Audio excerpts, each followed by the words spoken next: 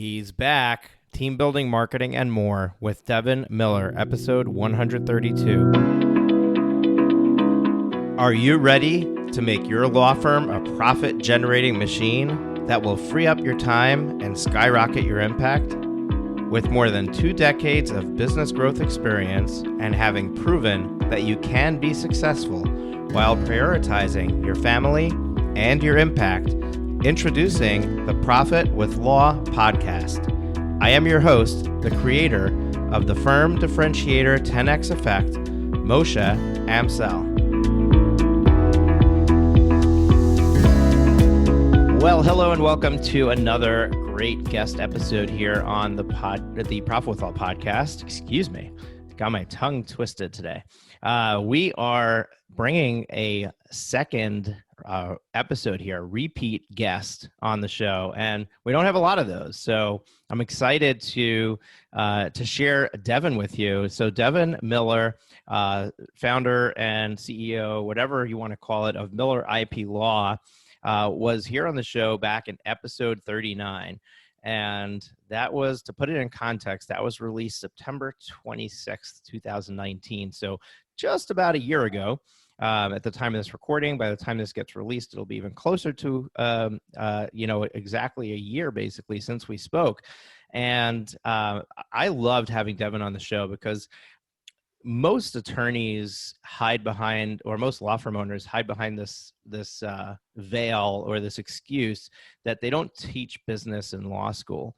And Devin was unique in that regard, where he's armed with an MBA and he's a law firm owner. And what does that do for him as a business owner and as a law firm owner, and how does that affect the growth of his firm? So I invite you to go back and check episode 39, and you can get that at profitwithlaw.com/039 and check out the initial interview that we did together. But I have Devin back on the show today, and I'll be honest, the reason that I have him back here is because he sent me an email. And in that email, he basically told me how amazing this show is. So when we invite him, to start talking, which we'll do in just a moment, I would like him to share with us exactly what he's been doing with this podcast and how it's affected him.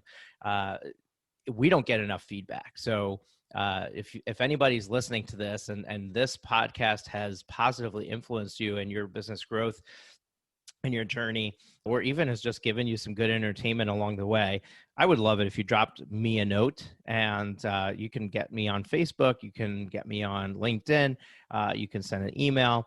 If you're on my email list, any email that comes from me, you can just respond to that. You'll get an autoresponder from me that I don't check my email, but somebody is, and I'll get that message. So we'd love to get that feedback from you. So in my last conversation with Devin, I think we even dove into the fact that you had gotten into wearables or some sort of startup or something regarding wearables. So I'm curious to know if that ever got any legs and where that business went as well in our conversation. So first of all, Devin, welcome to the show. Well, thank you. It's fun to be back on, and I'm glad to be here. Awesome. So before we jump into anything, why don't you tell us what you've been doing with the Profit with Law podcast? Because I love what you wrote to us and how you're using the show, and I'd like you to share that with our listeners. Yeah, absolutely. So, and I reached out. So backing up, episode 39 is when I came on last, and to be clear, transparent, or forthright, I hadn't really listened to any episodes before that, but it caught my attention. I came on kind of sharing my story about a year ago, and since then, it spurred an idea or thought. I started from that time listening to a lot of your other episodes. In fact, I think maybe with one or two exceptions, I think I've listened to all the episodes since the beginning. A lot of times it would be any time from working out in the yard or mowing the lawn or going for a jog. I just turn it on and listen, with a lot of the idea that, hey, let's think of new ways that I can help to promote or to grow the firm. And so from that, listen to all the episodes. But then as we do it, I didn't just listen, I started to take notes. Or whether it spurred an idea, I would make a note, and we have a couple of people that are the marketers, and they always used to joke that the way that Devin gets his ideas for new marketing ideas is he listens to a podcast, he comes in the office and gives us new things to work on. So I always would, and thank you to you, a lot of that was from your show. And then the other thing we do is, so one thing that I focus on within my law firm, and I think it's relatively unique, I don't know that I'm the only one ever doing it, is we have a weekly client development meeting where I get all the attorneys in my firm. We get together and kind of talk about what we're doing as far as client development, how we're generating new clients, how we're servicing them, any of their ideas. And as part of that, I assign them an episode, one of the profit law episodes each week. They have to go through, listen to, and come with ideas as to what they got out of it. So in that sense, we do that. And then the last thing we've done is a lot of the ideas. So we're getting ready. You've hit on it a few times of an infographic, or kind of ability to almost do what we call it, or what I will call it, and we're launching in about a month, is a DIY version of a lot of what we do that people can come on, do it themselves. I still say we do it better, but it's something that, hey, if I can't afford your services, or I want to try it out, or stepwise get into it, we've done that. We've also rolled out on another one of your episodes, I think it was ePay Legal. They talked about payment options. We rolled that out about a week and a half ago, to where we're actually offering payment options. So a lot of it, I like the content. It spurs ideas. Sometimes it's nothing to do with your content, but it spurs a different idea. And other times we're saying, love the episode, and we tried a lot of that out. So that's a quick summary as to what we do, or a few things that we've implemented thanks to your podcast. I absolutely love that. And I love that you're having your team get involved with it. I do the same thing with my team, both with podcasts that I listen to and also with courses that I've purchased and training that I've purchased, where I assign, if we're doing a specific project and somebody's going to be in charge of that project, I then assign them to go through the training that I've already bought from somebody else, so that they can learn that material and kind of be on the same page. So I'm not trying to teach them something that somebody else does a better job teaching them to do. So I love that you're doing that with your team. But the thing that I think is the thread that's holding this whole thing together, that you're not really articulating but can be read between the lines, and I want to highlight it for our listeners, is that you're taking action. You're listening for ideas, you're keeping your ear to the ground, but you're coming back and you're actually implementing stuff. And that's the difference between people who are successful and people who are not. Successful people are action takers. And if you don't take action, if you sit in indecision, or you worry about what happens if it fails, or you just don't do it, you're not going to move the needle. You're not going to move forward. And so it really doesn't matter what action you're taking, as long as you're taking action. Over time, those actions will add up, and you will move the needle forward. And I see that in what you're doing. I see that you're actually implementing these ideas and putting them into practice, and then you're figuring out what works and what doesn't. Not everything works for everybody, so not every good idea is good for everybody. And the only way to find that out sometimes is to just put it into action. Oh, this didn't work for us. I don't know why, but let's move on to the next idea. So any thoughts on that, Devin? Yeah, and I agree. I mean, one of the things you hit on is, so we looked at and mentioned ePay Legal, which is, it's a kind of a financing your ability to offer payment plans. And I don't know if that's going to work. We've launched it for about a week and a half, way too early to tell, but I'm saying, hey, we do have enough clients to say, hey, do you have a payment plan option, or is there ability to spread this out? And my original answer is always, well, no, I don't want to take that. We do a flat fee basis. We do everything on flat fees. And normally they pay that all up front. And I said, well, I don't want to take on that risk of having to do collections and doing everything, follow up and figuring out how to finance and what is that percent, interest rate. I didn't want to deal with all that. But at the same time, I'm saying it's a good idea. So let's figure out how to implement that. And so to your point, it's an experiment. Some of the things we've done have worked out very well. One of the things that we've done, implemented, I think was on your podcast, I don't remember the episode, but it's a lot to do with, or at least I got the idea from one of the episodes, was we've implemented a lot of, you can go on and schedule a strategy session that they can go on, they can pick the day and time they want to come on. We offer a free consultation. It's a strategy session, but what we used to do prior to coming up with the idea is we would just have, hey, give me a call at this number or shoot us an email. And we would have maybe one or two people a month that would actually give us a call or shoot us an email. when we rolled it out that, hey, you can just come on, find a time that works in your calendar, set it aside, and we'll have that time dedicated. It first of all gives them a micro commitment, right? So now they're committed, making small commitments that they're actually going to do something. But that's changed it from maybe getting 1 or 2 people, a month to probably more like 3 or 4 a week of just signing up, and then a portion of those convert over to clients. But some of the things we've tried worked out great. Other times we tried it out, it didn't work as well, and we said that's still a good idea. The one other thing I would add to that is, and I know that the people on the marketing team hate it, but I have a priority list. We probably have 100 to 100 plus ideas that I come up with.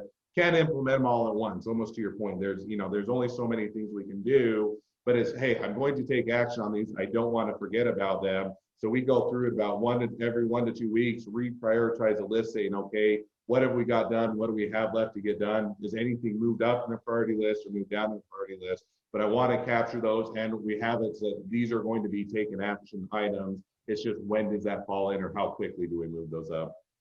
I love that. I have a follow-up question to that. So you have this list of marketing ideas. Is there a specific strategy that you have around how you prioritize or figure out which is the next one you're going to tackle?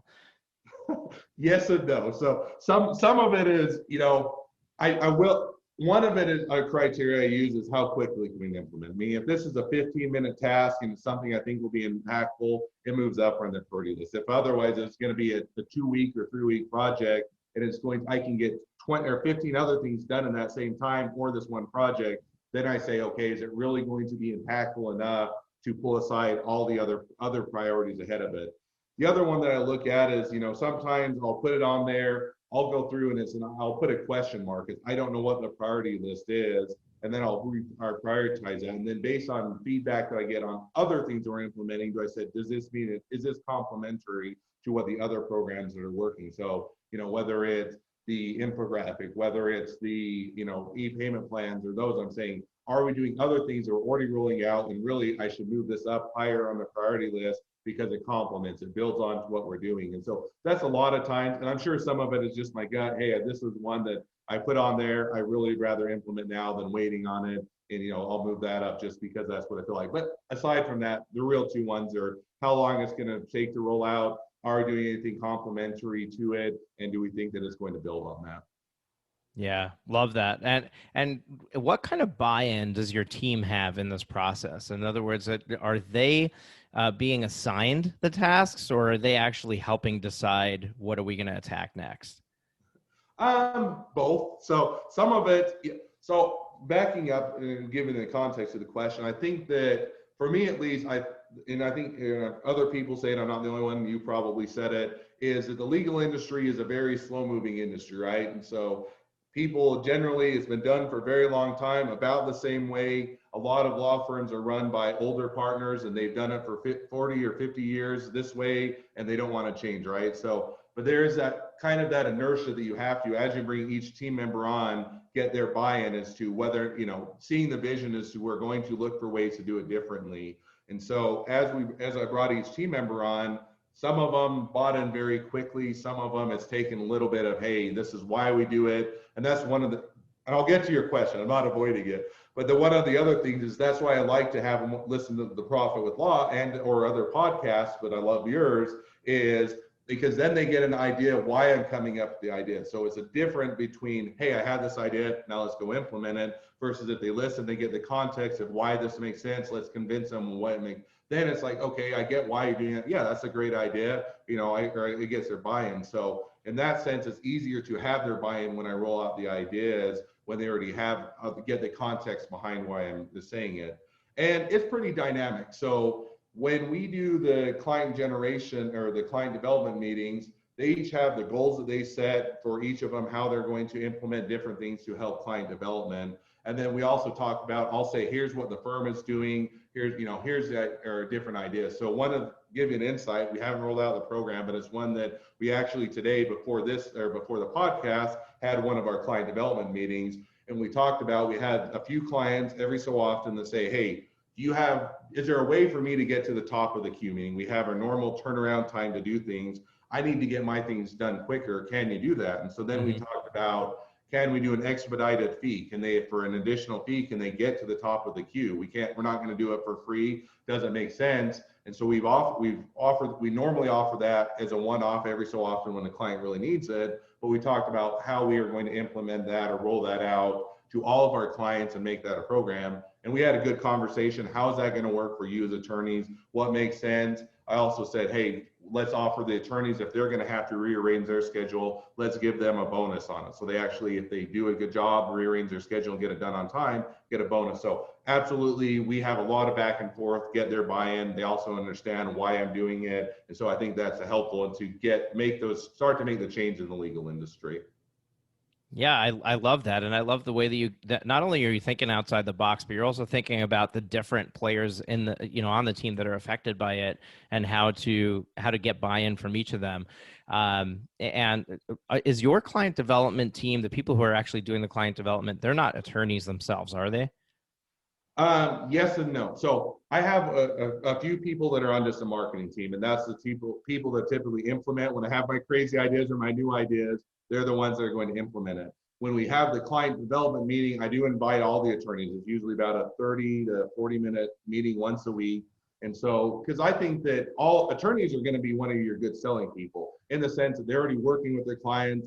They still talk with new people. And so I think everybody should at least have a client development mindset. Now, day to day, they're not the ones that are going to be going out implementing all the ideas, but they can still, within their practice and what they're doing, be looking for opportunities to do client development, to figure out how to bring new clients in and how to help grow the firm. So my general rule is everybody should be figuring out how to grow and to make the firm bigger. Because what I don't want to do is just have a whole bunch of attorneys, which 95% of their time is spent on the legal matters, but they should be spending that other percentage of their time.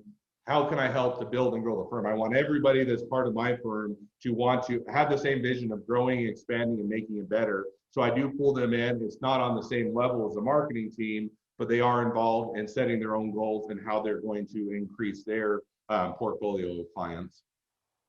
Awesome. Love that. And folks, at this point in the conversation, if you are really enjoying this discussion and this is your first time here, you haven't hit the subscribe button yet on the show, hit subscribe so that you can get the other episodes that we release. We release episodes twice a week, every Tuesday and Thursday. Tuesday, it's just yours truly. Sometimes I have insightful things to say, and other times I'm probably wasting your time. But Thursdays, I always have a guest, and usually without fail, they're amazing guests and great conversations like the one we're having now. So make sure to hit that subscribe button in your podcast player so you get notified when the next episode goes live. And speaking of podcasts, you mentioned that there are other shows that you listen to or that you share with your team. I have an abundance mindset. I don't believe that my show is the only one. I don't believe that somebody should only listen to me. I think that there's a lot of good ideas out there. There's a lot of great people doing great things. What are some of the shows that you like to listen to and you like to have your team listen to? Yeah, so right now we rolled out the Profit with Law listening to one episode about a month and a half or 2 months ago. Just kind of as I said, hey, I want to give them an insight as to why I'm doing these things or making these. So right now they primarily listen to just the Profit with Law.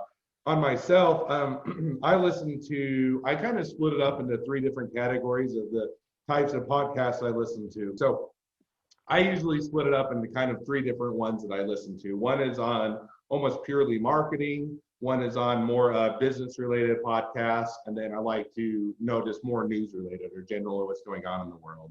So a couple, I'll start with the marketing ones. And I think you may have been on there. I can't remember.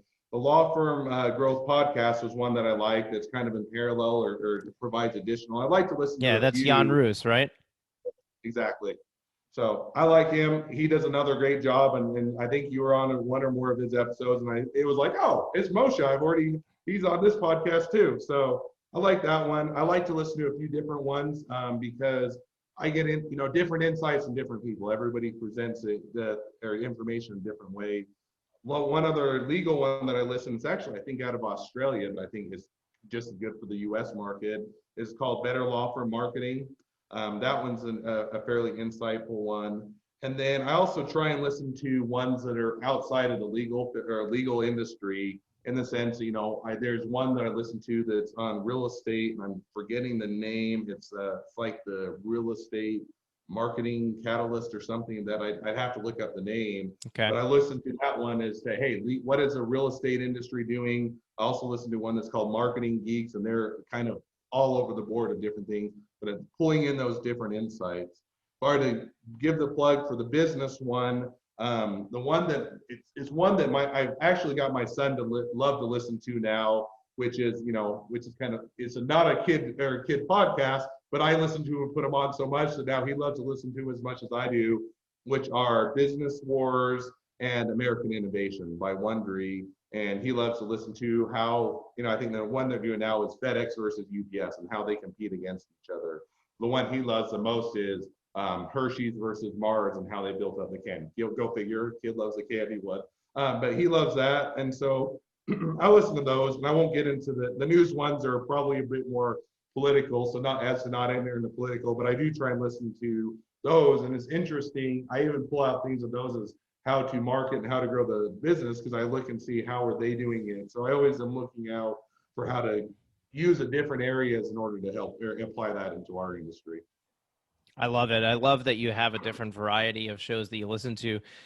There's a marketing podcast that I listen to that you might want to check out if you're doing paid traffic. So it's almost exclusively about paid traffic. It's called Perpetual Traffic. It was created by Digital Marketer, but it's now primarily hosted by Tier 11, which is a marketing agency, and they certainly are not exclusive to the legal industry at all. As a matter of fact, they're primarily e-commerce and information product customers, but really great information on what's working, what's not working in the realm of Facebook ads, Google ads, YouTube ads, and stuff like that. So that's one show that I love to listen to. I like to stay on top of my stuff when it comes to that. But I had never heard of the Business Wars podcast, so I'm definitely going to check it out. It sounds like something I would enjoy listening to as well.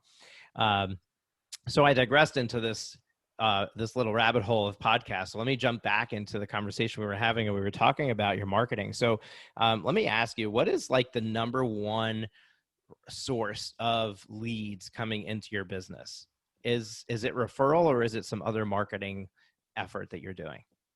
Yeah, and we track it as best we can. So we do put in a good amount of, but I still find that even as much as we've looked into tracking, it's still hard to find where they always come from, and to some degree. I know when I talked, I think when it was back about a year ago, and we tried it, it was interesting. So for a while we did radio ads, and we saw for the first burst that we put in, radio ads worked really well, and then they started to taper off. And so we had quite a few clients come in, and then all of a sudden it just kind of slowly tapered off. So we moved away from that. Right now, I'd say a couple of good ones, or I'll give you a couple. So one is setting that up is that we have set up that they can go onto our website, and I also did a URL that directs them directly to it, which is freestrategymeeting.com. So that way they don't have to navigate to our website, find it, go to the right page. I can just give that out as a much more easy to remember one.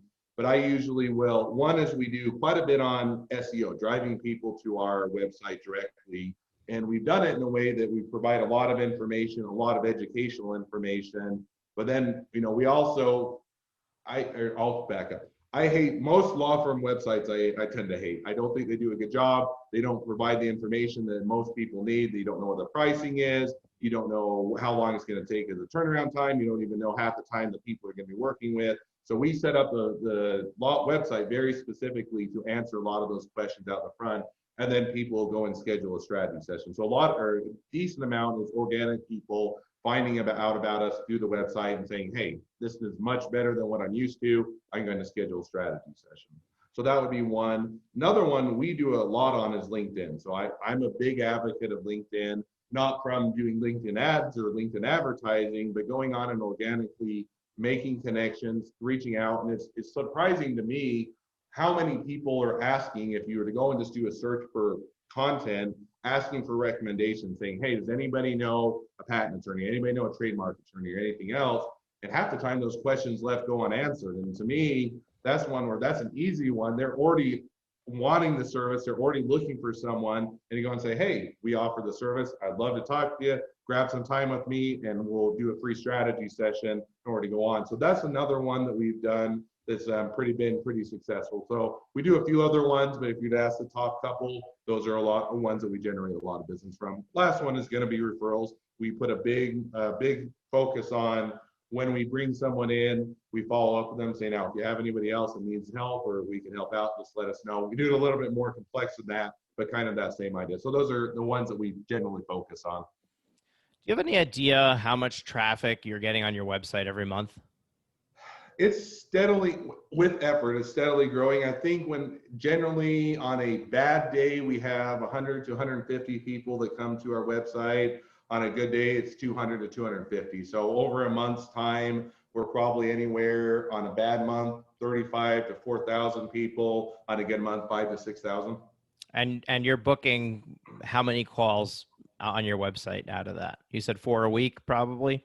On so a 16 to 20. A bad week, 3 to 4. I've had weeks that's been 9 to 10. So it's and I don't know what varies or why. Right. I get hard to track down, but it's anywhere from 3 to 4 a week to probably 9 to 10.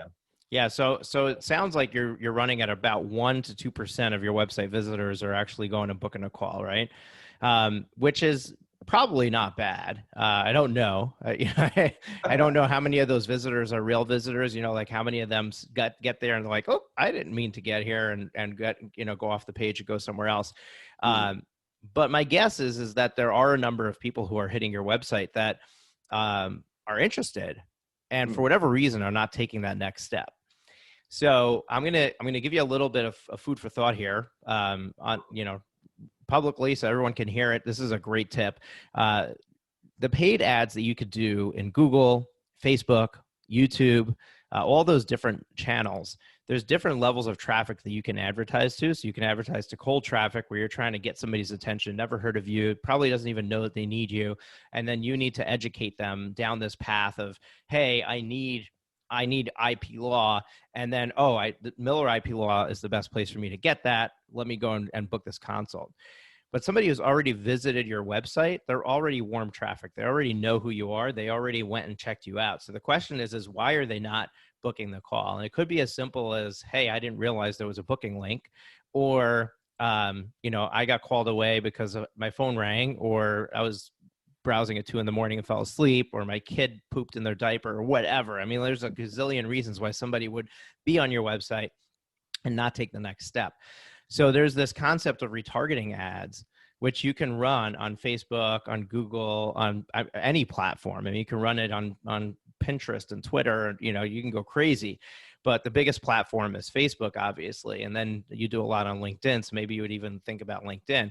But what happens is that your entire website has this tracking code on it so that these different ad platforms know that somebody's visited your website.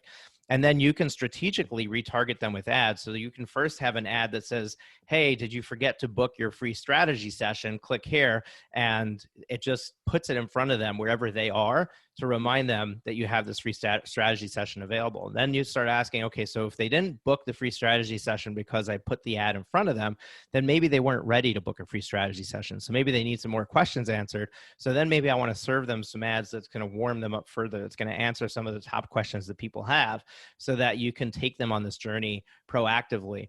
So the retargeting ads are the cheapest paid ads to run because you're going after very specific traffic that has already hit your website. It's not a lot of impressions. So even though it might cost you, instead of $20 for 1,000 impressions, it might cost you $100 for 1,000 impressions, but that's going to be a much more strategic spend than you would have if you're going after just cold audience. So one thing you might want to consider doing is implementing a retargeting strategy and testing it on one platform with a series of ads that can run based on time. So basically you could say, if somebody visits my website in the last 7 days, serve them this reminder ad to book the call. If somebody visited my website in the last 30 days, excluding the last 7 days, then send them this, this ad that's basically driving them to this blog post that everybody loves. And try that strategy and see if you might bump up that conversion to the strategy session from 1 or 2% to 3 or 4 or 5%, because you already have the traffic coming. Mm. why not try to harness it and capitalize on it and use it, and and then that could double or triple your sales, just that one little thing. No, you're preaching, and it's on my priority list. So I do have thought of that. But now you've created the problem of, like, now the marketing team is going to use that as a reason to bump it up on the priority list. But no, I completely agree. The honest reason that we haven't done it yet is because we've been growing and I've been staffing up, and yet I'm a little bit we're already fairly well, or have a lot of work, and we're already working hard to keep up with it. So I'm a little bit hesitant until I can staff up and get additional people on to turn the spigot on too full or too wide, just because I don't know that I'll be able to keep or make sure that we can give the same level of service to everybody that's coming in. So I completely agree with that, and I think it's a great idea. And now I'm sure the marketing people are going to tell me that I need to do it even sooner. Awesome. Yeah, no, that's very, as a business owner, you need to look at your capacity, as well as, you can't just try to bring on as many clients as you can. Some people are like, oh, I have a friend who creates a product. It's, she's got a little e-commerce business. Well, her product was highlighted by some YouTube vlogger. And overnight, she went from selling, like 10 a week to, thousands a day. And she didn't have the capacity to fill those orders. So it's great, these orders are coming in, the money's pouring in, but now she's scrambling to try to figure out how to send all this product out, how to get it manufactured fast enough. She doesn't have enough inventory, and get it out to the clients, and the orders aren't stopping. It's like this one mention started this, this ongoing flow. So you're right. And I like the spigot example, right? One of the reasons I love paid advertising on social media is because you can increase and lower it at, to your heart's content. So you can easily turn something on, off, or change your spend higher or lower to control how much inbound activity you have coming in to the firm. But I want, so I didn't know whether or not that was on your list, but I wanted to highlight that because it's something that people don't really think about. They think if I'm going to get into Facebook marketing, I've got to have this whole big, marketing spend, and I got to hire, an advertising agency. And the truth is that this is the stuff that you can literally fiddle around for 2 hours figuring out on Facebook, and run some retargeting ads and really make a difference without spending a lot of money. And, I'm not promoting that you as an attorney or as a law firm owner should do anything yourself. But what I am saying is that somebody on your team or somebody that you bring on, even a VA, can handle this, because it doesn't really take a lot of strategy.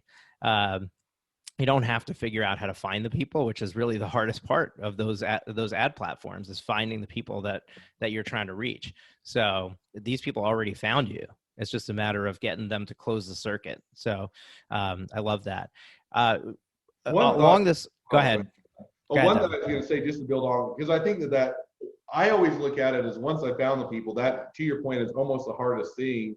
One thing almost that we build on. So once we do a strategy session, we have it set up that I'll categorize them as I'm doing this myself, or whoever is doing the strategy session, of, hey, are these wanting to get started now? They want to get started in 2 weeks, a month? Are they just checking out the process? And then once we have them in the door, at least have that conversation, we'll do follow-ups with them to check in with them. So I completely agree. You're going to go through all this work of figuring out who is interested, talking with them, or bringing them on, checking out their website. Absolutely don't let them fall out, because you've already done so much of the hard work. Now to just, let them go without converting them, it doesn't make sense. Yeah, I think that a lot of people are always trying to figure out the next place where I can find more people.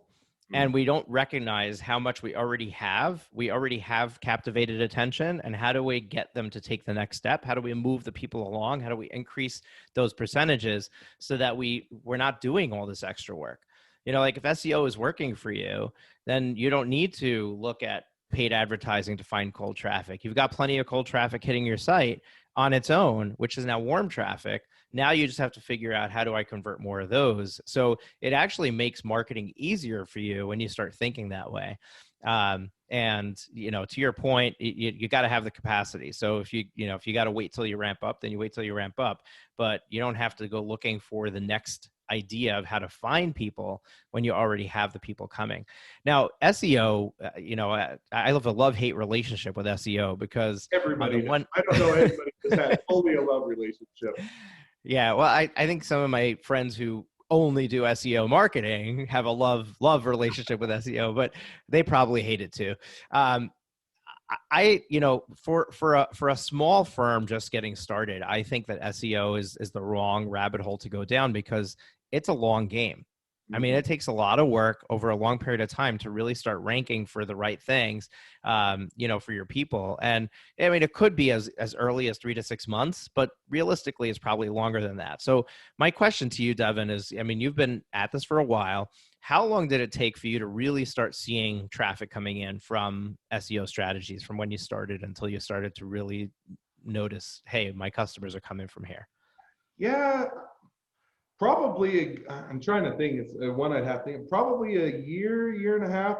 I mean, it's an incremental thing, so that's why it's a little bit hard. I mean, we started to get a few keywords, like as an example, one of the keywords we rank high on is I think low affordable patents, low cost patents, and cheap patents, which are Hmm. typically what startups and small businesses often are looking for because they're saying we only have so much money. But I Right. think those ones was a slow burn where I start out seeing, and we use one of the monitoring services, and we see them, hey, we're at 20, and but if you're not on the first page, nobody ever looks at 20, and then you slowly see it to move up. Hey, we're at 10. We're not quite on the first page. We're almost there. And then we get to number 7, and now we're up to number 1. But it was probably a lot of work over probably a year to year and a half before we really saw enough of that traffic and enough keywords and enough people that are coming from that to make it make sense of it. So I completely agree. It is a slow build, and we're also doing things now. One of the things we do is we look at, we do the what are called heat maps, and I think there are a few other words of looking at your website, seeing where people are clicking, and so we both see how are we getting people to there, and then where are they getting confused. But it was probably a year to year and a half, and we're still actively, even till today, looking at adding content, looking to how to change what we're presenting and to build the words that we're targeting. And it's an ongoing and it's a slow build. Are you doing all that in house, or do you have like an agency you're working with that's helping you with that? I started out. I'm probably too much of a control freak to have an outside agent. I think there are good outside agencies, but I like to know what's going on to the level that I can't typically get with an outside agency. So I started with an outside agency. They did a great job. But then I found that I was wanting to do more things. I almost had that party list of things I wanted to do, and they weren't dynamic enough for being able to pivot. So I've slowly transitioned from using an agency to having people that have the same expertise. We have enough work for them to keep them in-house. And so I've started to build that out as in-house as opposed to outside agency. So I still do a few things with outside agency, but probably my personality and how it works, I like to have enough of understanding and control and insight as to what it's going. So we've started to move that in-house as opposed to outside. Yeah, I love that. And I want to move the conversation to team building because, you had mentioned that you've got a capacity issue. You need to staff up. I think that's on the operations and the delivery side, but it also sounds like you've staffed up on the marketing side or as you call it, the client development side. Um, how are you navigating knowing when it's time to bring somebody on? And that's one of the challenges that I have with working with my clients and that I know that exists in the industry is people wonder, like, when do I hire? And often they wait until it's too late when they're drowning in work, they're failing on their deadlines and commitments, and then they're looking to bring on somebody, and then they end up making bad hires because they're in a rush to get somebody in place. But at the same time, if you don't have any work and you staff up to 3 people, that doesn't make a lot of sense either. So how do you navigate that conundrum? How do you figure out when is this something that I'm going to invest in before we need it, and when is it something that I'm going to be trying to play catch up on? Yeah, and that's probably one of the hardest out of all the questions. It's the hardest question to answer, and I agree with you because I get into, hey, you get nervous. I'm not going to have enough work to keep them busy, and then it's going to be a burden on the company because now I'm losing money by bringing them on, and yet by the same, I've been on both sides. Or I'm worried about that, brought someone on too early, and now I'm figuring out how to get them work because we don't have enough as we're trying to build it.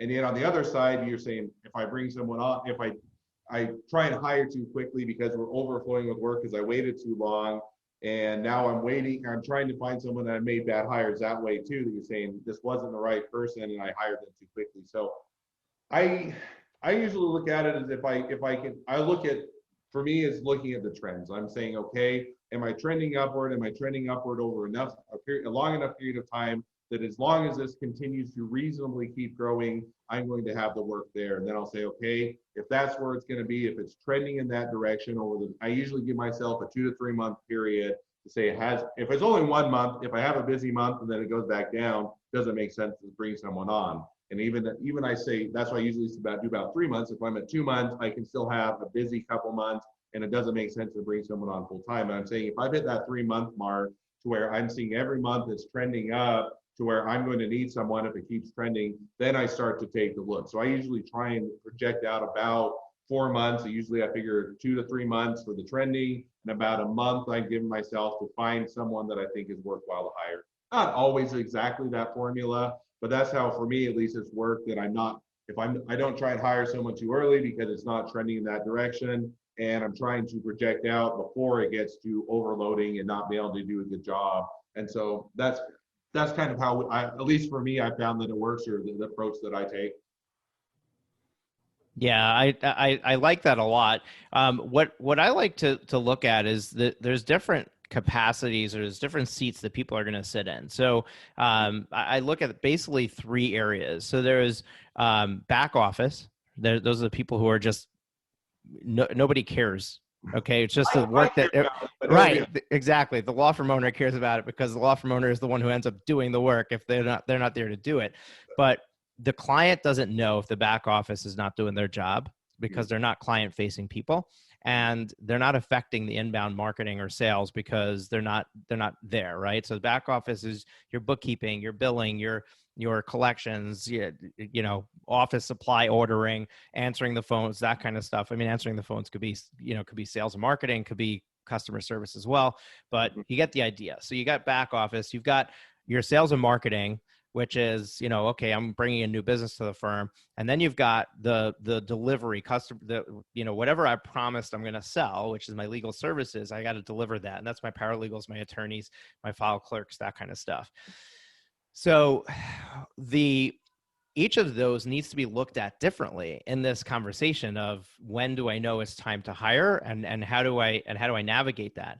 Sales and marketing, the time to hire them is before you need them, right? It's when I want to grow my revenue, when I want to bring in more clients, I have to put the pieces in place to make that happen. If I try to do it all myself, I'm very limited in what I can do. It's going to be a very slow process. So there you're kind of making a decision to invest in the firm and to spend the money up front, even though they're not going to necessarily have the work on day one, but they have to grow into that role. They have to learn how to navigate it. They have to go through and create those leads and those sales. Now, if you have something like your SEO where, okay, the leads are coming to the door and I just need to get somebody on the phone with them, then getting that off your plate and having a salesperson handle it is a very wise move as well, because it frees up your time and it allows you to be able to continue to focus on building the firm. So sales and marketing is more of a investing decision, and you have to decide to make that commitment up front to spend the money. Staff for fulfillment, that's a different story, because there it's kind of the tailwind of the sales and marketing. So you need the sales and marketing to produce in order for the staff to need to be able to perform. There, having somebody who doesn't have work, that's a boat anchor on the firm.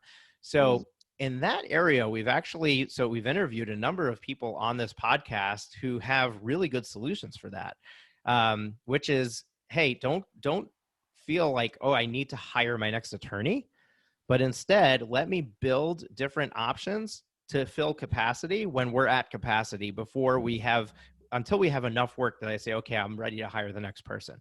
For example, lawclerk.legal, they were a sponsor of the Law Firm Growth Summit back in December. They are a marketplace for contract attorneys. So you could go in there and you could say, okay, I'm looking for an attorney to do this specific, IP project. Needs to be somebody with this experience or whatever, and this is what we're paying for this project. And then you just basically plug and play these attorneys. And once you have an attorney that works for you, that works well, you now have an option to, when we're at capacity, we can offload our lower, maybe our lower priority client that's not charging to get to the top of paying to get to the top of the line. Maybe we hand them off to one of our contract people. There's also, we had Jacqueline Foster on here who does virtual paralegal services. That's just one. There's a bunch of them out there that do that, where you can basically have paralegal services that add or subtract based on your capacity needs. So in other words, you're just paying for the number of hours that you're using. You're not necessarily committing to hiring a full-time person. We had Brett Tremblay just recently on the podcast from Get Staffed Up. And Brett Tremblay, they do admin assistance and marketing people, where basically you're hiring a virtual assistant in those seats through them. They're not in the United States, which is why they're less expensive, but they are in your time zone, and they are fluent in English. So it's not like you have this language barrier or anything like that, but you're spending $2,000 for a full-time employee instead of 60, 70, 80,000 after benefits and taxes and all that stuff. So there's a lot of really good solutions to plug and play those plug in those holes and get those needs met as you grow. And then once you get to a certain capacity, you say, okay, it doesn't make sense for me to do contract attorneys for 17 projects a month. I now have the capacity where I for sure can put somebody to work full time. Let me bring on a full-time person. And who knows, maybe one of those contract attorneys is the person for you, right? So, there's some really good ideas there that you can do. And then the back office thing, I like to look at that and say, okay, is there a company that does this for me? For example, bookkeeping. Doesn't make sense to keep bookkeeping in-house. Go to a bookkeeper who does this all day long, who loves doing it, and just hand it off. And it's going to cost you whatever it costs you, $500 to $2,500, depending on the size of your business, maybe even a little bit more a month. But it's a fraction of what it would cost you for a full-time person. A full-time person is just going to be, again, it's a boat anchor on your firm. You're paying for their time hanging around, chatting around the water cooler and the coffee pot. And, they're when they're sick and they're out for whatever reason, they're not doing the work for you. So, there's all these great solutions. We're in this gig economy, and we're in this wonderful place where we can really plug and play our staffing in these different places.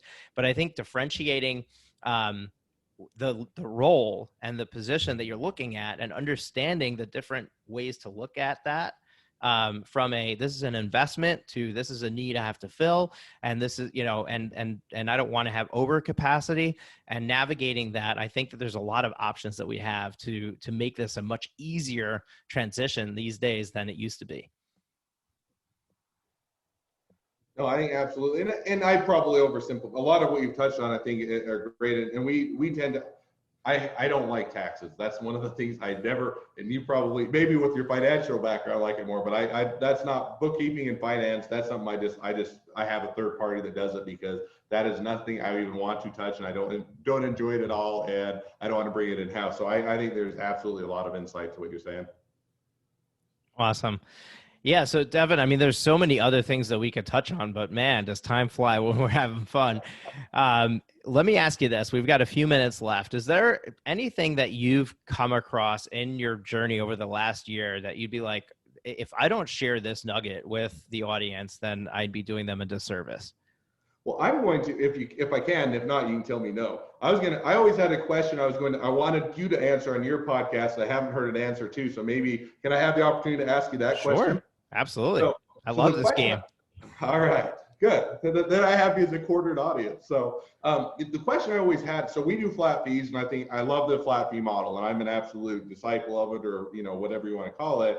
But my question is how do you determine when to increase or what to set your flat fees at? Because there isn't at least in mine, I know there are some, but there's not a ton. And it seems like it's across the board, and there isn't a rhyme or reason. And I haven't found a great way to go out and ask the client, hey, if I increase this $500, are you still going to pay? Or other than just doing it and then seeing if work tapers off. So is there a formula or a way, or how do you figure out where to set your flat fees other than just trying it out and seeing if work tapers off or not? Yeah, absolutely. I love this question.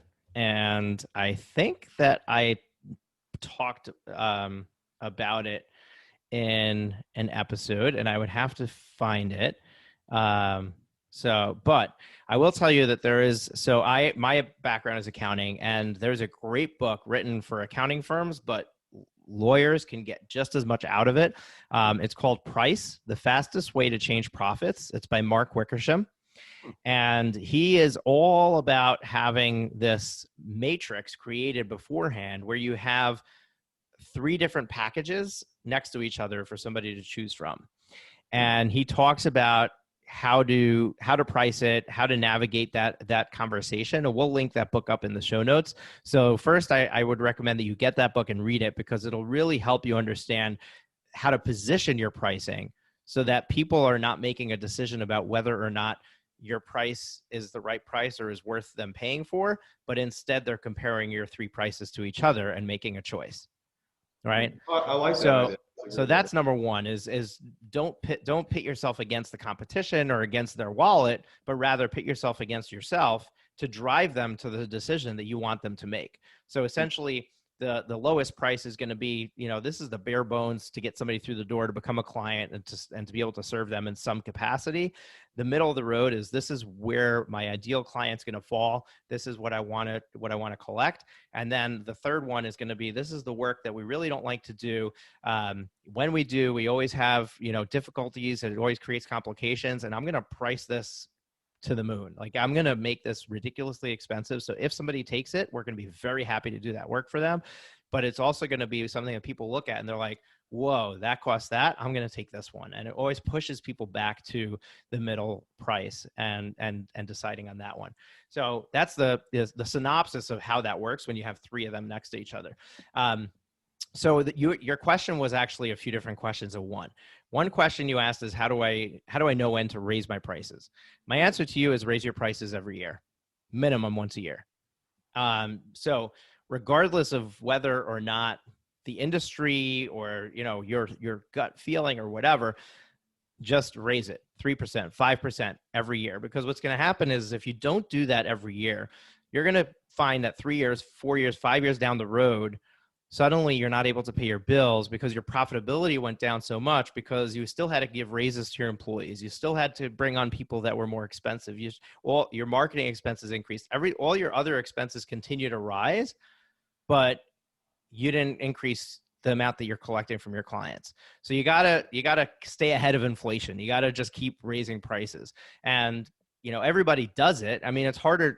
Don't look at commodities like tissue boxes, even that the price goes up over time. Like, ask my parents or my grandparents what they used to pay for, a bottle of milk or a loaf of bread. You used to buy a loaf of bread for 10 cents, but it's not like, I don't know, when I was growing up, it was $1.50 and now it's $2.50. It's not that big of a change over the last, 20 years, but that's a commodity. But the reality is that your service, they're paying for you. And the longer that you're in business and the more you're attracting people and the more you get testimonials and the more you get Google reviews, the more sought after you become. And that gives you the ability to be in the driver's seat with pricing. So don't be afraid of constantly increasing your price. I think a 5% increase every year is a very good increase. At some point, at 5% a year, you'll get ahead of yourself. Like you might have to say, okay, we're now more expensive than I think we need to be, and we'll take a break from raising our price, or we'll drop it down to raising it 1% for a couple of years. But that's a really good place to start. Are you priced well to begin with? So there's 2 different ways to address flat fee pricing and how to navigate it. One is simply taking the expectation of how much time it's going to take to produce that work, and what is that going to cost? What's the overhead of that you're going to get for that you're going to have for that client, and what is the profitability you want to make? That's one way to address it, and that's an easy way where you can do that tomorrow. You could figure out, what is my, we did 100 IPs and 100 patents in the past year. And it took us 300 hours to do all that work. So it's 3 hours a client.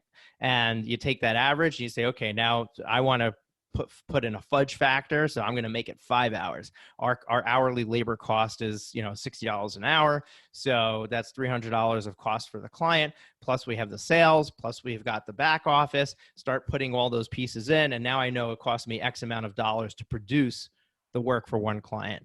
Now I can turn around and say, okay, I want to make 3 times that, 4 times that, whatever it is. And that's my price, right? So that's one way to look at it. The second way to look at it is, what is the value I'm providing to my client? When I provide this patent to them, what does that do for them? What does that create for them? What possibilities does it create? What money does it save for them? What you have to start looking at the value perspective. And then when you approach from that point, you can end up with a much higher price tag than you were if you were just trying to figure out, okay, what's it going to cost me to produce and how much money do I want to make? And that's where you really get away from the tied to the hourly work, and you really become in control of the work that you're doing and the profitability that you're making. And that's a more difficult conversation to have. We're not going to have it in the next few minutes, but you want to look at all the different pieces of value and put a weight on them and come up with a price that's based on that. And then your selling proposition is, here's the value that you're going to get from this. And basically their value should probably be about 10 times what you're charging. So if creating the patent is going to position them to be able to have $1 million product that's protected, that's going to save them from $1 million of legal fees or allow them to profit and, with $1 million, then essentially the value to them is a fraction of that, right? It's some number of that million is something that they can feel. Now, when you're working with a startup, that's not tangible, right? That $1 million is not tangible. So you got to bring it down. You got to bring it down to their level. You got to start looking at the different things that they're going to look at. One of the things that they're going to look at is, what is it going to cost me to get this done somewhere else? But I don't want you to get into that tailspin because you're not trying to be the Walmart, right? So your job there is to position yourself differently than other people. In other words, we're different than any other firm because we do X, Y, Z. You're not going to get that somewhere else. So when you go and try to compare us to somebody else, you're not comparing apples to apples, and therefore you can't do that. So you want to make sure that your packaging and what you're providing is different enough that there's never that conversation. But at the same time, they are gonna have that number in their mind. So you have to figure out how to overcome that. So what are the different other pieces of value that you're providing that allow you to charge more than that? But if people are paying what you're paying now, what you're charging now, the best thing to do is just 5% increase. Try it. Hey, that was a fun answer. It was one that I've always wanted to ask, and it's a great answer. So thank you. You are very welcome. And we had somebody on the podcast, I'm trying to remember her name, she does like flat fee coaching. And she wrote a book on it. I'm trying to find the podcast now. Give me a second. While I look, I'm going to look for this episode and see if I can find it. But while I look, first of all, folks, if you haven't given us a rating and review, we desperately need ratings and reviews. And Devin, I'm putting you on the spot. I need you and every one of your attorneys in your firm to go and rate our show. I already get that checkbox, so we're good. Awesome. So just go in your podcast player, hit rate and review. Give us it doesn't matter. I don't care if you give us 1 star. If you hate the show, give us 1 star. But so I'm not encouraging you to do a 5-star review, but the quantity of reviews that are there, the more somebody is apt to check the show out. And we have great stuff going on here, and we would love to have as many people as we can participating. So why don't you tell everybody, how they can follow up with you? And I'll get back to this podcast episode I'm trying to find. All right. Yeah. So I'll give 3 ways that people can reach out to me. So the easiest way, if they just want to find out about the law firm, is Miller IPL. So Miller, my last name, Miller. I is an intellectual, P is in property, L is in law. So MillerIPL.com. If they're wanting to know more about, patents or trademarks, always had a question about it, want a free consultation, they just go to freestrategymeeting.com, and that will give a link right to our calendar, and they'll be able to come on and talk with us. last one, if they want to reach out to me directly, just go to meetdevin.com, and then they can grab some time on my calendar. It'll link right to me, and we'll have a great conversation. So milleripl.com, freestrategymeeting.com, or meetdevin.com. Those are the best ways to reach out to me. Awesome. And folks, I am going to encourage you to definitely reach out to Devin, pick his brain. He's really, really smart. He's done a lot. I mean, how many people in your firm now, Devin? We've got, and here I'm putting him on the spot. He's gonna leave a child out. He's gonna be in trouble. We've got 6, and we're bringing on 7. So in the last month we brought, I'm trying to think, because don't want to leave anybody out, and we've been bringing on a few additional staff. So we're actually looking to hire one more person, probably making an offer next week. So that's why I was a little bit hesitant, but we'll probably be up to 7 or 8 by the end of the month. Awesome. I love it. And I don't remember how many, what you had when we spoke a year ago, but I think something like 3 or 4 if I had to guess, but I don't remember. I'd say probably about the last year we've about doubled. Yeah. All right. The podcast episode I'm referring to is Monetizing Your Brain with Britta Long, episode 101. You can get it at profitwithlaw.com/101. She wrote a book called The Happier Attorney by Britta Long. And you can get it. You can find the easiest way to find it is profitwithlaw.com/The Happier Attorney. We created a link for the book. And she also has a Facebook group, Attorneys and Flat Fees is the name of the Facebook group. So she wrote a book on flat fee pricing, and I don't know if she gets into this value conversation in that book. So I'm not endorsing the book or anything like that, but we had her on the show. She obviously has made it her mission to help attorneys with flat fee, implementing flat fee pricing. You're already doing flat fee pricing, but I'm guessing she must have a conversation in there of how to arrive at what your price is. So I'm curious, to see if that book helps you. So let me know privately afterwards, after you've read it, if that was helpful.